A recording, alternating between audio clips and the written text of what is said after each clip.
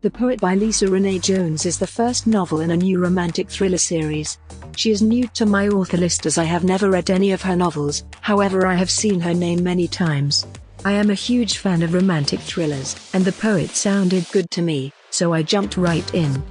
Detective Samantha Jazz is assigned to a crime investigation after the first investigator up and transferred. There is a whole other thing attached to it than simply that. She soon understands she is on the path of a serial killer who leaves poetry at the crime location, thus the novel is named The Poet.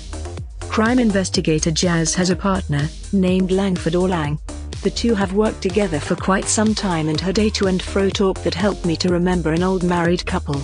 The way he makes fun of Jazz makes it obvious that Lang cares very much about her. He resembles a defensive big brother, continually paying special attention to her and attempting to remain one step in front of any individual who dare cross her. I liked the nice idea of that companionship, although I honestly trusted the two would wind up as something more later in the novel. Then there is Jazz's ex Wade. He is there to help when required, as he also is associated with law enforcement. I liked a solid-willed heroine, and Jazz fits that bill, but on the other hand it is ideal to see her have support around her.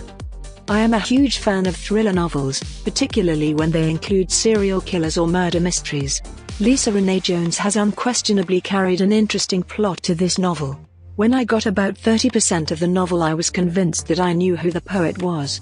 Obviously my thoughts were not right, and when I arrived at the end, I was even more shocked.